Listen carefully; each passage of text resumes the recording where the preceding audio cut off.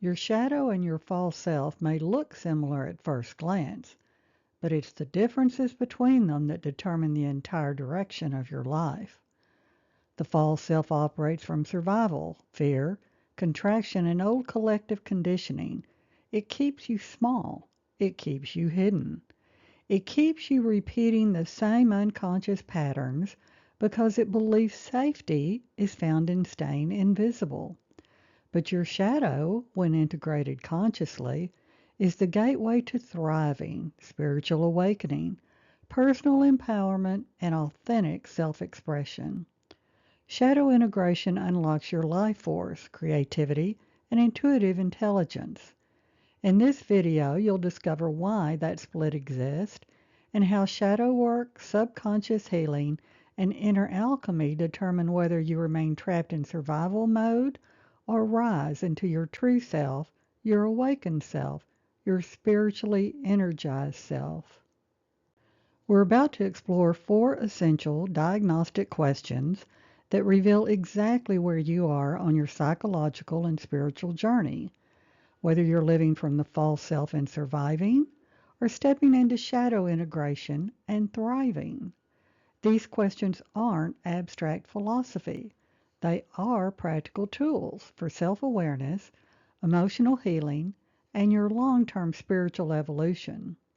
Here are the 4 questions that will guide the rest of this video. Why do your shadow and your false self feel so similar, yet lead to opposite outcomes? Are you thriving or just surviving? How is your false self keeping you small and blocking emotional healing? How does shadow work open the spirit world and activate spiritual awakening? Keep these questions close. Your answers will reveal whether you're living as a fragment of your potential or becoming whole through self-integration, conscious awareness, and soul-level transformation. Stay with me because these questions form the map that leads you back to the life you were truly meant to live, not the one your false self has settled for. All of these questions point to one central, overarching theme, the big picture of life and the question, which path will lead you to the most authentic, meaningful, spiritually aligned life, especially in the second half of your journey. When you understand the real difference between your shadow and your false self, everything begins to transform. Your choices, your relationships, your energy, even your identity. If you're ready to shift from merely surviving to truly thriving, make sure you subscribe, like this video, and share it with someone walking the same path. Together, we explore the inner alchemy that awakens your soul here at life's deepest questions. At the heart of the difference between your shadow and your false self lies a simple truth. They are born from 2 distinct energies, each with its own purpose. This duality reflects your human nature, 2 energies woven together into your being. Neither is bad or evil. One is temporary, the other eternal. One is spiritual and the other physical. In the big picture of life, your body and false self are formed from physical energy. Your false self protects you through emotional suppression, perfectionism, people-pleasing, withdrawing, overfunctioning, whatever it took to keep you safe in the past. Your mind, will, and shadow arise from spiritual energy. Your shadow is the buried life force you abandoned to become that false self. It holds your creativity, anger, sensuality, intuition, ambition, and spiritual gifts. When you choose to enter the cave of the unconscious and integrate the shadow, you get your energy back. When you obey the false self, you lose your power. Understanding this difference is the first step toward emotional healing and spiritual freedom. For deeper insight into how these energies interact and shape the soul-spirit dynamics, explore the companion videos, Spiritual World versus Physical, 12 Defining Characteristics, and Plato's Soul Meets the Spirit's Wizard of Oz. Links are in the pinned comment below. In a perfect world, these two energies and archetypes would work together in harmony, but this is not a perfect world. Throughout life, your soul struggles to consciously balance which energy takes the lead at any given time. In the first half of life, the false self and the physical world speak much louder than the shadow. Survival demands physical energy for food, safety, protection, and belonging. This is the season of physical strength, ego development, identity formation, and the desperate pursuit of social approval. Relationships intensify this survival instinct. Just like food and shelter, belonging is external. It depends on validation, adaptation, and emotional protection. From birth, a baby is helpless and dependent on others for survival. This dependency, rooted in your collective conscious, lays the foundation of the false self. That's the psychological mask built through attachment, conditioning, and defense mechanisms. The false self was designed to protect you, to shield against rejection and emotional pain. But now it blocks your path in your personal consciousness to truth. It hides your real feelings. It silences your authentic voice. It keeps your inner child locked away from conscious awareness. To dive deeper into Winnicott, the daemon, and the false self, watch the previous video, The Daemon Within, Unlocking the Hidden Purpose of Winnicott's False Self. A link is in the comments and in the card above. The survival needs for food, protection, and belonging will always exist. But one day, something shifts. The baby becomes a child. The child becomes an adult. And suddenly, survival is no longer enough. So what changes? Eventually, a moment arrives when you crave more than survival. Old pleasures lose their spark. External success, like more money, more power, more control, they all fail to bring meaning. This marks the beginning of a midlife spiritual awakening, a transformation of consciousness, a shift from prioritizing things outside of yourself in the collective conscious and your false self to pursuing truth, beauty, and justice in your inner world through your personal conscious. Just as in myths, you as the hero begin an adventure into a new world, that of the spirit world, and a new life towards becoming whole. Physical energy declines, while spiritual energy, intuition, and higher self-awareness begin to rise. New inner needs emerge, needs that don't come from the material world or collective consciousness, but from the unconscious and the spirit realm. Trying to satisfy spiritual hunger with physical solutions just doesn't work. It drains you, leaving burnout instead of fulfillment, because it's the wrong kind of energy. The false self-survival strategies cannot deliver peace, purpose, or soul alignment in the second half of life. This means you've crossed a threshold into a new level of consciousness. Like every mythic hero's journey, you're being called into shadow work, inner transformation, and soul integration. And now you face a choice. Remember the symbolic story of Lot's wife. As she fled the destruction of Sodom and Gomorrah, she looked back. She was longing for her old identity and familiar life. In that moment, she transformed into a pillar of salt. This is a powerful metaphor for what happens when spiritual energy evaporates and life becomes dry, rigid, and stuck. So ask yourself, will you turn inward, awaken the unconscious, and begin shadow integration?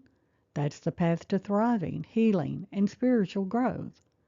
Or will you cling instead to the false self, trapped in survival mode, materialism, and limiting beliefs? Your next step determines whether you remain in the old world of fear and conditioning or step into the new world rich with purpose, wholeness, true transformation, and transcendence. And it takes place now before you physically die. This journey from merely surviving in the collective conscious to truly thriving in your personal conscious unfolds along a path with many crossroads. Yes, it is the midlife transformation that makes the most profound turning point, shaping the future in ways nothing else can. So pause and ask yourself, which path are you walking right now? To find the answer, compare the voices of your false self and your shadow. Both feel uncomfortable. Both create inner tension, but they lead in opposite directions. The false self keeps you locked in survival mode. It shrinks you, edits your identity, and leaves you endlessly in the collective programming that once kept you alive, but now it just keeps you stuck. The shadow, by contrast, pulls what is spiritually unconscious into the light of consciousness. It calls you to evolve. It asks for truth, not performance. It is the beginning of authenticity, self-awareness, and spiritual awakening.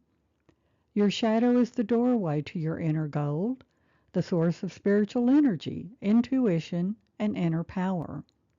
Your false self is the familiar safety net that keeps you from ever reaching it.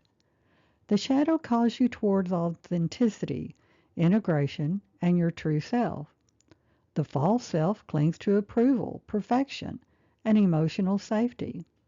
They are also opposites when it comes to healing. Healing requires honesty, courage, self-awareness, and the truth that your shadow carries. The false self can never heal you because it only survives as the virtual identity of your social self.